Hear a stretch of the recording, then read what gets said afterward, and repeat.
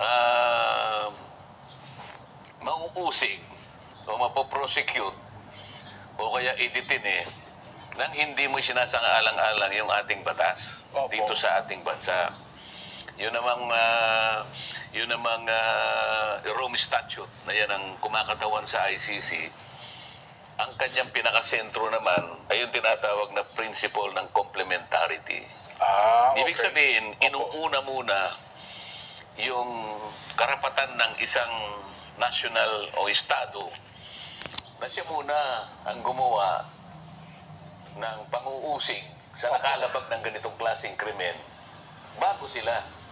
Lalong-lalo na kung yung local domestic court ay willing and able na gumawa ng bagay na yan. Opo. Wala naman nagsabi na ang ating bansa, yung mga korte natin, mga prosecution service, di man sila nagsabi, kami po'y walang kahandaan, kami po'y walang kakayahan. Ayaw po namin gumanap ng tungkulin namin na mang-usig po ng krimen na binabanggit po ng batas na ito. Wala man sabi Wala ganun pong ganun, sir. Opo. Ang katotohanan ng bansa natin ay open, bukas, Opo. umiiral, nagpa-function lahat. Eh bakit po dinalaro si Pangulong Duterte? Ako, meron din akong resolusyon, dalawa eh. Opo. Eh siguro sa Lunes kasi Sasabihin niyo pa lang po. pinanalyze ko pa lang eh. Opo. Kasi yung act na yan, okay lang kung meron pang susunod. Sa loob ng 100 taon, meron pang uhulihin, eh yun ang makikinabang dito sa batas na Sino to. man, oo. Pero yung aking yung dalawang resolusyon ko, magpinsang buo. Okay. Ang sabi ko doon sa isa, ideklara natin na yung detention at prosecution ni Pangulong Duterte ay illegal. So yun ang title, no? Ideklara natin na yung pagdidetine, pang-uusig ng International Criminal Court sa dating Pangulong Rodrigo Duterte ay illegal and unconstitutional. Yun ang una. At Sa resolution nito, sir, resolution, hindi po ito panukal ng batas, resolution po ito. Opo. Yan. Opo. Oo. Kasi nga may batas na eh. Ayan, 1951 eh. Bakit pa makikipagtalo pa ako ron? Nandun na yan. So, yun na nga po. Pangalawa, yung pisang buo niyan. Yung kapinsang buo niya, Lobat na. Mentos muna. yung kapinsang buo niya ay sense ng Senado na payagan ng makabalik ng Pangulong Duterte. At inisa-isa ko rin ang mga katwiran kung bakit dapat siyang payagang umuwi na. Hindi yung house arrest, hindi, pauwiin mo siya dito sa ating bansa. So pinadideklara ko na para lang malaman ng ibig ko sabihin, mapagtalunan.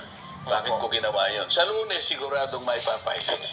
Kung ito po'y maipilot, aktuhan na, anong pwedeng maging akto ng Senado sa isang resolution gaya ng ihahain nyo, sir? Kaya gusto kong pag-usapan, kaya gusto kong pagtulungan ng Senado, na yung sense ng Senado, kung tutulungan nila, kung gusto kong mangyari, sa panig namin, gusto namin madeklara.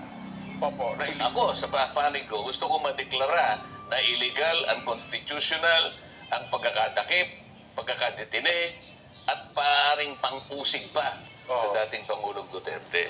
O, di pagtalunan namin, di pakinggan niyo ako. Resolusyon ko ito eh. O, kahit kanino mang komite, dumapo yun. O, edi, sasabihin ko yung katwiran. Nandun naman eh. At yung isa, yung kapinsang buo niya, ay yung sense ng Senado na kailangan pabalikin na Pangulong Duterte sa ating bansa. Ang tanong po natin siguro dyan, kung paano kaya napatunayan, nagsabi ng resolusyon ng Senado, inaprubahan. Aba, oo nga, no? Di ba yung Senado ito mapaparusahan? eh. Senado ito eh, di ba? Oo. Tsaka na nating tignan. Gusto ko lang ideklara. Okay. O kung na-deklara, Oho. o di ibig sabihin, illegal halimbawa, constitutional. O di tsaka natin balikan yung Sino Yung mga nag-implement. Sino man gumawa nito? Sino man nag-implement? Para maayos natin.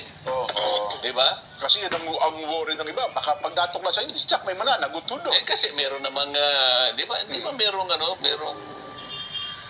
meron ang naunang pagdinig dyan. Wala yatang ending eh. Wala nga po, hindi natapos kasi nag-eleksyon na, Sen. Kaya nga, tapos na yung election. So, Parang walang gumagalaw eh. Para sa ganun, gusto kong itahi yun. Nasaan ba yung una? Pwede bang idugtong ko na ito, di ba? opo. Well, ang kung di ako nagkakamali, yung sa ano yun, di ba? Yung sa foreign relations, si Senadora Amy Marcos, tinatay. Nagkataon parang ibibigay sa akin ng foreign relations. Ayun, sinasabi Diba? ko. Para magkaalaman na kasi. dapat, Diba? Dapat nga ituloy yun naman pala. Pero anyway, isangkot na natin ang ating mga kababayan. Teka, paano isasangkot ngayon? Magtatanong tayo, Sen. Pagaluin mo yung tatlo, ha? Huwag lamang yung isa.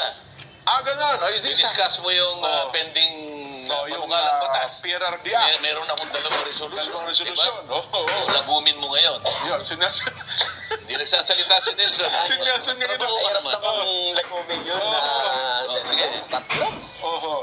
Lagumin mo lang. Kasi yung ito isa, yung PRRD Act, tapos yung panukala na Deklarang unconstitutional deklarang unconstitutional. at pauwiin Oo. ang dating Pangulo. Oo. Lagumin mo nga. Maya-maya ng konti, bigyan kita ng 3 minutes. Kasi ang tatanong sana natin sa ating mga kababayan, ay dapat bang maaprubahan bilang batas yung PRRD Act? Ngayon, kung ang gusto nyo idugtong natin yung dalawang resolusyon po ninyo, paano natin i-incorporate dito sa ating pangungusap, Nelson? Hindi kasi nga dinidiscuss natin. Na hindi naman tayo, wala naman tayong ginagawang anuman. Kaya mo lang yung panukalang batas lang yun eh. Kaya lang kung tatantyahin mo, sino bang makikinabang sa batas na yan? Di ba?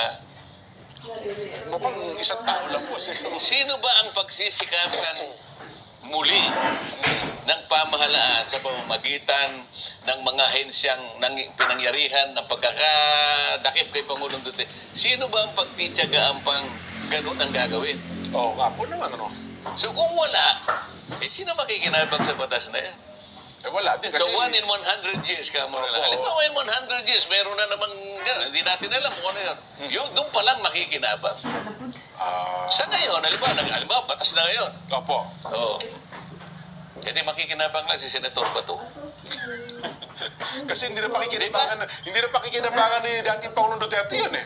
Hindi na nga eh. Nandun na nga eh. So, halimbawa, ipagalimbawa natin, naging batas ngayon, pinirmahan. Kani-kanina lang ni Pangulong Marcos sa halimbawa. Hindi pa natutuyo yung yung tinta. Pinapareso si Bato ngayon. Kinabukasan ngayon. Gano? Saan galing si... Galing na Hong Kong.